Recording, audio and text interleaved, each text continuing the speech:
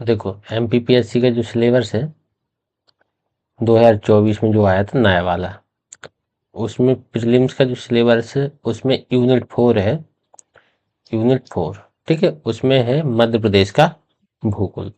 तो इस मध्य प्रदेश के भूगोल के अंतर्गत हमें वन पढ़ना है, जलवायु पढ़नी है, प्राकृतिक संसाधन पढ़ने हैं, प्रमुख फसलें पढ़नी है, ऊर्जा पढ़नी है, उद्योग पढ़ने हैं और जनसंख्या पढ़नी है। तो आज हमारा पहले वीडियो है, इस वीडियो में हम वन को कवर करने वाले हैं, ठीक है। तो सबसे पहले वनों की हम परिभाषा देख लेते हैं कि वन होते क्या हैं। तो ऐसा भू क्षेत्र जहां वृक्षों का घनत्व सामान्य से अधिक हो उसे हम क्या कहते हैं, वन कहते हैं। ऐसा भू क्षेत्र जहां वृक्षों का घनत्व सामान्य से अधिक हो उसे हम वन कहते हैं। या दूसरी परिभाषा है, ऐसा क्षेत्र जहां चाहे वृक्ष हो या ना हो किंतु उन्हें राज्य सरकार द्वारा वन के रूप में अधिसूचित किया गया हो तो वो क्या कहलाएंगे, वन कहलाएंगे, ठीक है।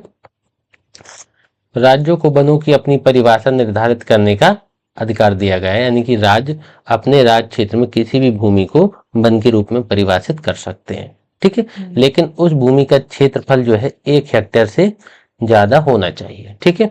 तथा वन पेड़ों का आवरण जो है 10% से ज्यादा होना चाहिए, तब हम उन्हें वन के रूप में परिभाषित कर सकते हैं, ठीक है। अब वनों के संबंध में हम थोड़ा सा संवैधानिक प्रावधान देख लेते हैं, ठीक है। तो जंगल या वन है ना, एक ही चीज है। भारतीय संविधान की 7वीं अनुसूची, भारतीय संविधान में हमारी 12 अनुसूचियां हैं ना, उसमें से जो 7वें नंबर की अनुसूची है उसमें 3 सूचियां दी गई हैं। नंबर 1 सूची है संघ सूची, ठीक है। दूसरी है राज्य सूची, ठीक है। और तीसरी है समवर्ती सूची, ठीक है। तो ये राज्य सूची जो होती है, थोड़ा सा इसका कलर चेंज कर लो, ये जो संघ सूची जो होती है ना, अरे यार लाल वाला, ये जो संघ सूची है, इस संघ सूची में ऐसे विषय शामिल किए जाते हैं जिन पर केंद्र सरकार कानून बनाती है, ठीक है। और राज्य सूची में ऐसे सब्जेक्ट विषय शामिल किए जाते हैं जिन पे केवल राज्य कानून बनाता है। और समवर्ती सूची में ऐसे सब्जेक्ट शामिल किए जाते हैं, ऐसे विषय शामिल किए जाते हैं जिनमें केंद्र और राज्य दोनों कानून बनाते हैं। तो जो वन है हमारे, ठीक है, वन है हमारे, ये समवर्ती सूची का विषय है। किसका, समवर्ती सूची का विषय है। समवर्ती सूची में इनको रखा गया है ताकि वनों के संबंध में राज्य और केंद्र दोनों कानून बना सके और उनका बेहतर संरक्षण कर सके, ठीक है। अब पढ़ते अपन 42वां संविधान संशोधन का, हुआ था 1976 में। इसके माध्यम से वन और वन्यजीवों और पक्षियों के संरक्षण को राज्य सूची से समवर्ती सूची में हस्तांतरित कर दिया गया था।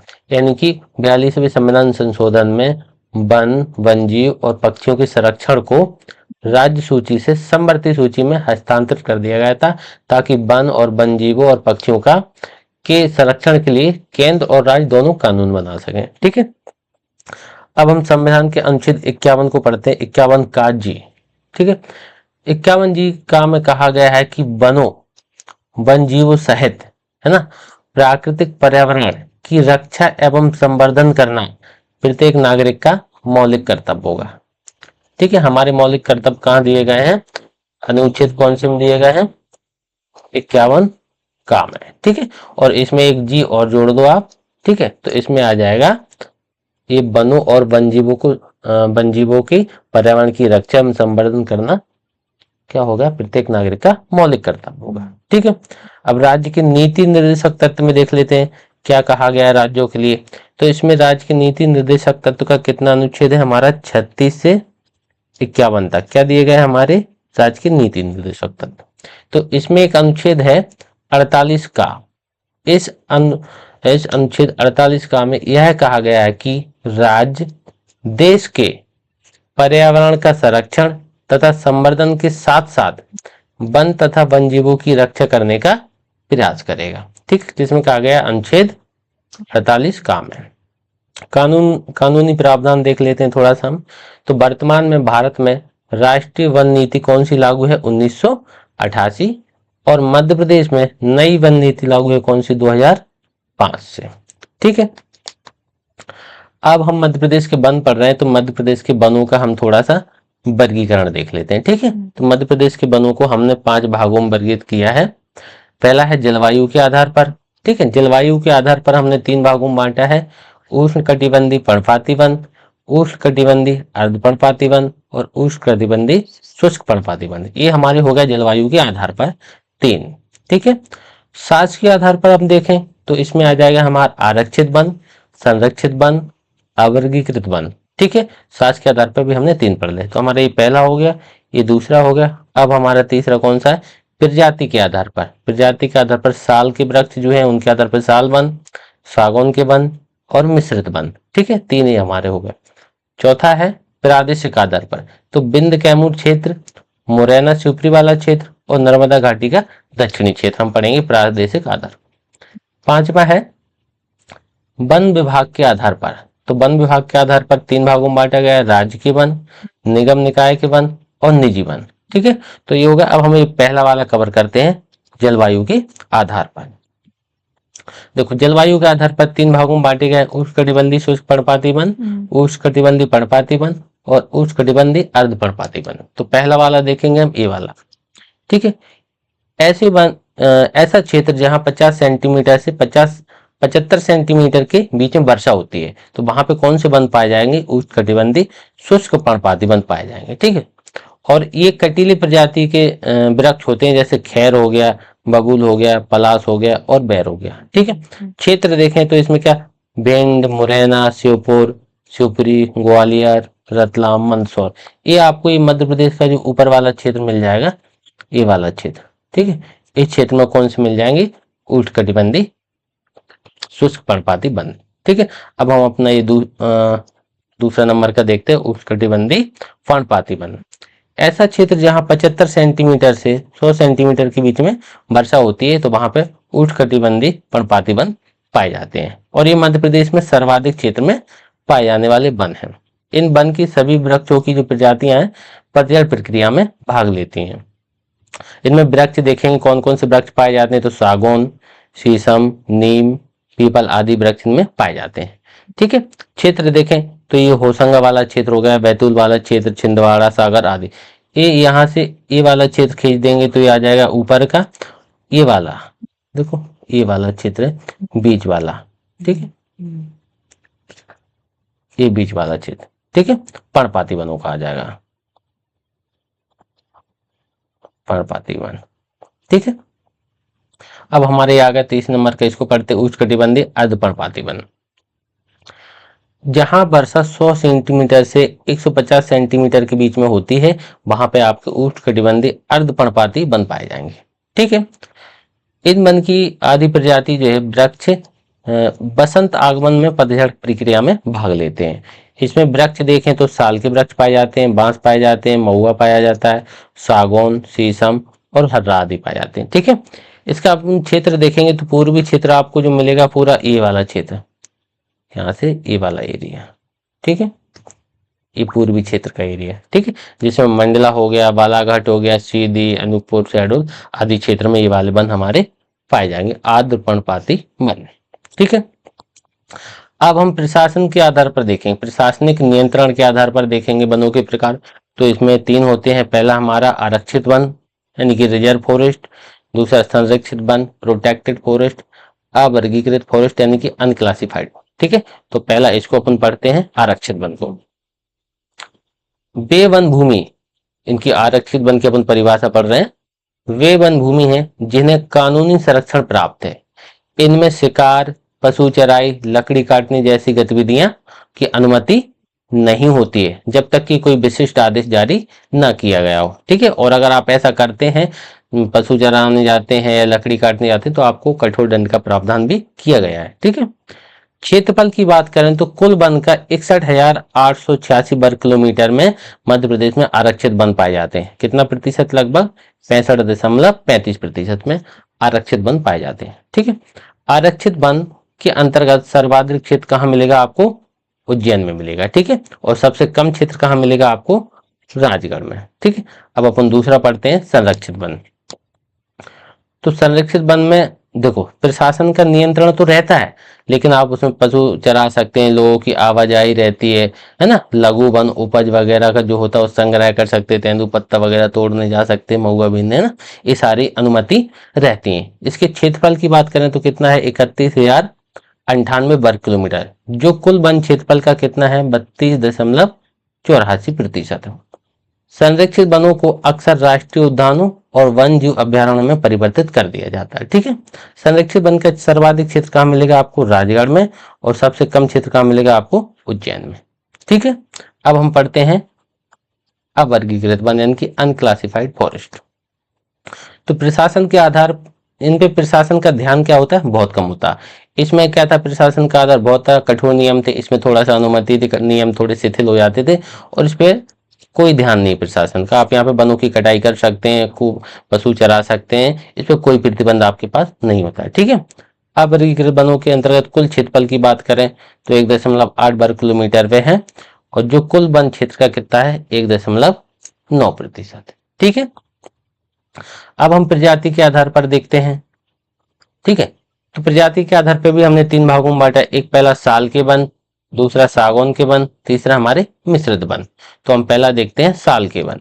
ठीक है, साल के वन क्षेत्रफल की बात करें, सबसे पहले साल के वन है जो 3,932 वर्ग किलोमीटर क्षेत्रफल पे पाए जाते हैं, जो कुल वन क्षेत्रफल का कितना है, 4.15%। ठीक है, साल के जंगल मुख्य रूप से मंडला, बालाघाट, डिंडोरी, सीधी, उमरिया, अनूपपुर, शहडोल आदि जिलों में पाए जाते हैं। ठीक है, साल के वन के लिए, जहां साल के वन पाए जाते हैं उन क्षेत्रों में औसत वर्षा लगभग 120 सेंटीमीटर का होना चाहिए। ठीक है, 120 सेंटीमीटर के आसपास वर्षा होगी तो उस क्षेत्र में साल के वृक्ष जो पनप पाएंगे। ठीक है, मिट्टी की बात करें तो लाल पीली मिट्टी इनके लिए उपयुक्त होती है। ठीक है, और ये पॉइंट याद करने लायक है कि साल के वृक्षों का उपयोग रेलवे स्लीपर बनाने में किया जाता है। ठीक है, अब पढ़ते हैं हम सागौन का वन।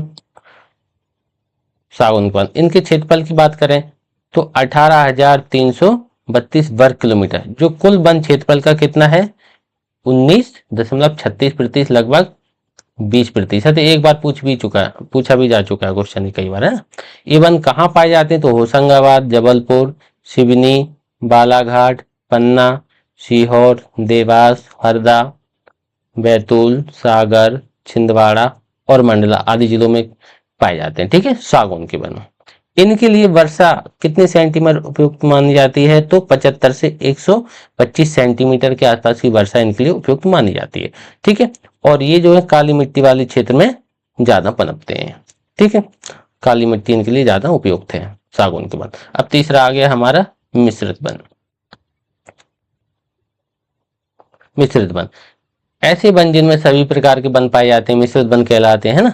ये वन बालाघाट, होशंगाबाद, मंडला, छिंदवाड़ा, शिवपुरी और निमाड़ क्षेत्र आदि में पाए जाते हैं। ठीक है, इसमें बांस पा मिलता है, बबूल, पलास, अंजन, हर्रा, बैड़ा, महुआ वगैरह सब इसमें मिल जाते हैं। इनके क्षेत्रफल की बात करें तो सर्वाधिक क्षेत्रफल पे यही पाए जाते हैं, 55,436 वर्ग किलोमीटर, जो कुल वन क्षेत्रफल का कितना प्रतिशत है, 58%। ठीक है, प्रादेशिक आधार पर हम देख लेते हैं थोड़ा सा वनों को, किस पे, प्रादेशिक आधार पर। तो मध्य भारत की पट्टी इस मैप में हम देख लेते हैं। यह क्षेत्र मुरैना शिवपुरी क्षेत्र में पाया जाता है। ये जो हरा हरा एरिया दिख रहा है ना, ये वाला, कलर चेंज कर देते हैं इसका, लाल, ये वाला जो हरा हरा एरिया दिख रहा है ना ये, ठीक है, ये कौन सा आ जाएगा, मध्य भारत पट्टी के अंतर्गत आ जाएगा। ठीक है, इसमें यहाँ वर्षा भी बहुत कम होती है, लगभग 55 सेंटीमीटर के आसपास। तो इसमें कैसे कांटेदार वनस्पतियां मिलेंगी आपको। ठीक है, फिर आता है बिंद बैल पट्टी, ये बीच वाला बिंद कैमूर रेंज को कवर करती है। यह दमोह से उत्तर सागर की ऊंची तक भूमि तक वितरित है। ये जो एरिया मिल जाएगा आपको ये वाला, ठीक है, ये कौन सा आ जाएगा, बिंद बैल पट्टी। और सतपुड़ा मैकाल बेल्ट, ये नीचे वाला ये क्षेत्र आ जाएगा आपका, सतपुड़ा मैकाल बेल्ट वाला। ठीक है, यह नर्मदा नदी के दक्षिण में पाई जाती है। इसमें सतपुड़ा, मैकाल पर्वतमाला और बघेलखंड के पठार को उच्च भूमि के पहाड़ी क्षेत्र में शामिल है। यह राज्य के पूर्व से पश्चिम तक वनों की सबसे चौड़ी पट्टी है। यहाँ से ये पूर्व का ये क्षेत्र है, लगभग यहाँ तक ये फैली हुई है। ठीक है, पूर्व सबसे बड़ी। तो ये हो गया प्रादेशिक आधार पर। 3 याद रखना, मध्य भारत की पट्टी, विंध्यवन बेल्ट और सतपुड़ा मैकाल श्रेणी, सतपुड़ा मैकाल बेल्ट।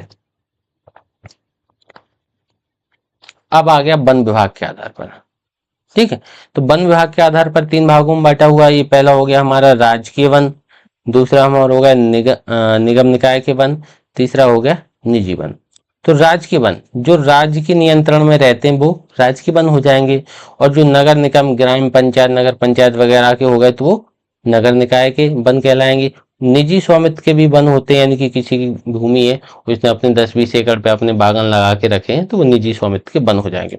एक प्रकार और रहता है सघनता के आधार पर। ठीक है, तो 4 भागों, अति सघन वन विभाग के आधार पर ही रहेगा ये। तो पहला हमारा अति सघन वन, ऐसे वन जहां कैनोपी का घनत्व 70% हो, है ना, उसे हम क्या कहेंगे, अति सघन वन। कैनोपी क्या होती है, जैसे मान लो ये पेड़ है, ठीक है, तो ये ऊपर का जो होता है ना, ये छत्ता टाइप का, इसे क्या कहते हैं अपन, चंदवा या छत्ता, है ना। ठीक है, तो इसी को कहते हैं अपन क्या, कैनोपी। तो ऊपर का जो घनत्व देखते हैं, तो जहां कैनोपी का घनत्व 70% से अधिक हो तो क्या हो जाएगा, अति सघन वन। और जहां कैनोपी का घनत्व 40 से 70 के बीच में हो तो मध्यम सघन वन कहलाएंगे। खुला वन में कितना आ जाएगा, 10 से 40 के बीच में जहां कैनोपी का घनत्व हो। और झाड़ियों में कौन सा आ जाएगा, जहां कैनोपी का घनत्व 10% से कम हो, तो वहां पे कौन सा आ जाएगी, झाड़ियां वाले वन। ठीक है, अब हम वन रिपोर्ट 2021 का देख लेते हैं, थोड़ा सा कुछ पॉइंट है। देखो, पहली वन रिपोर्ट 1987 में आई थी। ठीक है, पहली भारत की वन रिपोर्ट कब आई थी, 1987 में। ठीक है, यह प्रति 2 वर्ष के अंतराल में जारी की जाती है, 2 वर्ष, है ना। और ये 2021 में जो लास्ट आई, अभी 2024 की अभी आई नहीं है, जो आने वाली है। ठीक है, 2021 में यह कौन सी रिपोर्ट थी, 17वीं रिपोर्ट थी। ठीक है, 17वें नंबर की 2021 में रिपोर्ट आ चुकी है। मध्य प्रदेश का 77,493 वर्ग किलोमीटर क्षेत्र वनाच्छादित है, यानी कि वनों से ढका हुआ। कितना, 77,493 वर्ग किलोमीटर। जबकि 2019 की जो रिपोर्ट आई थी उसमें कितना था, 77,482, यानी कि कितना बढ़ गया है, वर्तमान में 10.11 वर्ग किलोमीटर क्षेत्र की वृद्धि हुई है।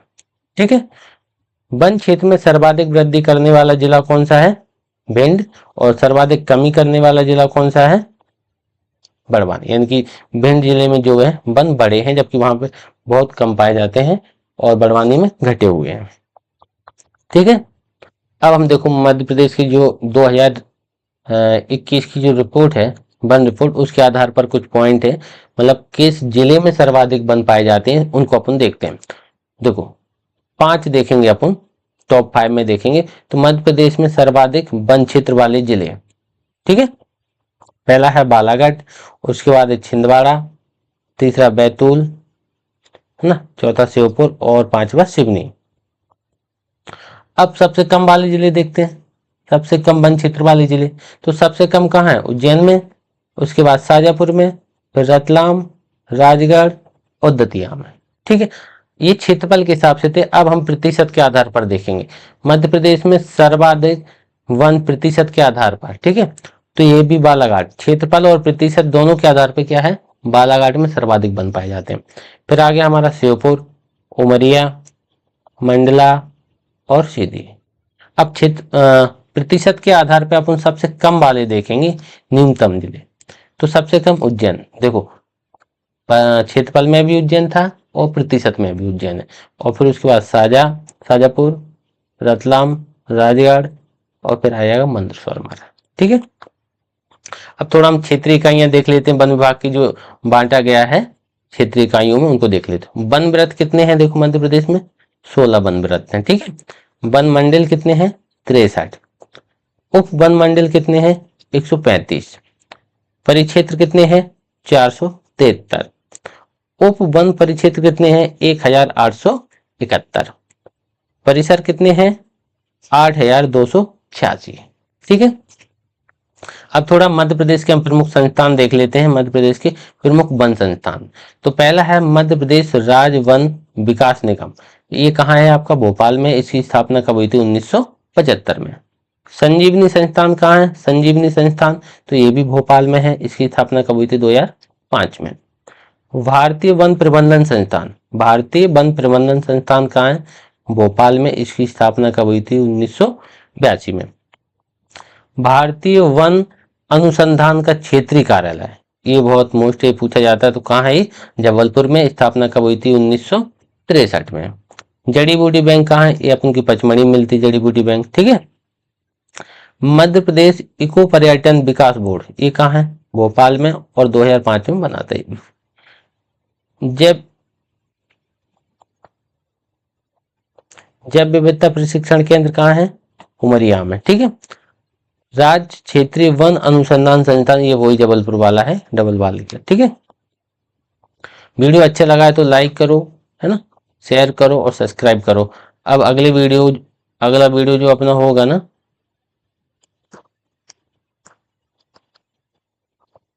उसमें हम लोग क्या पढ़ने वाले हैं? वन पढ़ लिए, अब वनोपज पढ़ेंगे। वनोपज, ठीक है। धन्यवाद।